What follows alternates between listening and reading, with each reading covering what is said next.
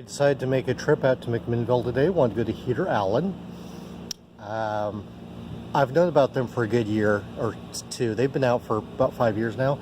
They are largely German beers. They make a few others, but like 90% what they make is German. Now the thing is, they're primarily lagers, but they make Doppelbocks and Pilsners and Fest beers. What else? They make Dunkelweiss, a bunch of different things.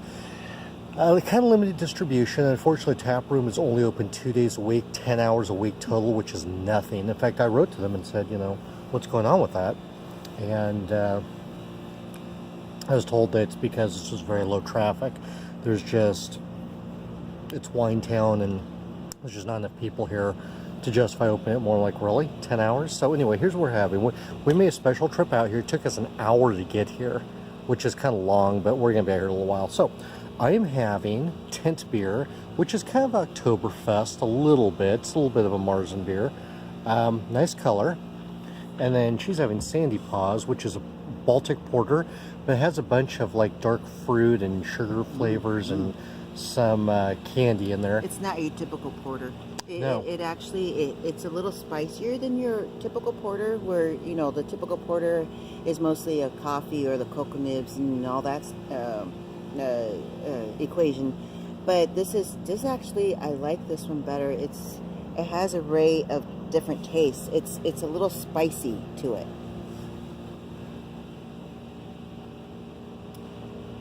Oh yeah.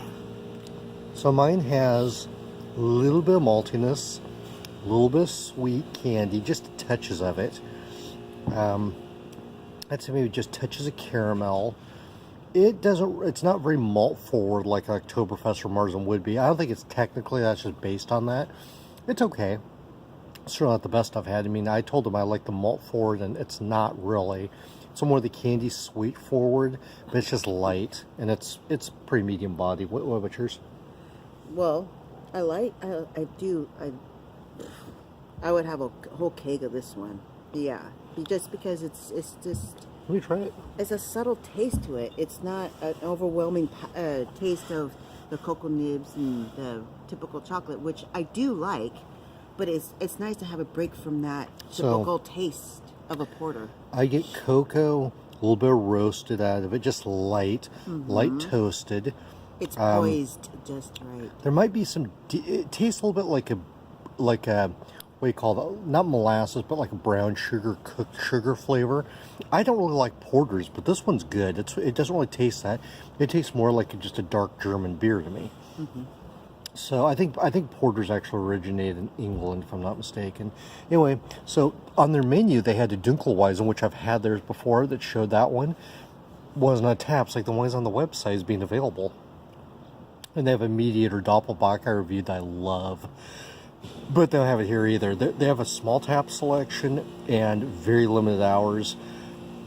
Some bottles, not a lot. Mostly, you just have to go get bottles somewhere else, or at a bar, which I've never seen their beer and tap anywhere. It's a very, very quaint tap room. Oh, it's tiny. There's two short tables, and that's all that's here. I would say the capacity in there maybe 20. 20, yeah, it's tiny. So, all right. But they have a patio that can probably sit maybe 50. So there's basically tap room. There's the door. There's a table basically right behind the door. Another table here. And then there's the bar, and that's it. It's small. You're not going to fit a party in here. It's just not going to happen. But yeah, I mean, there's this building. I believe the whole building's a brewery. We didn't tour it, but I think they're 20 barrels, and like I said, it's largely German beers. There's a few bitter ones that they make, but... And they serve one wine?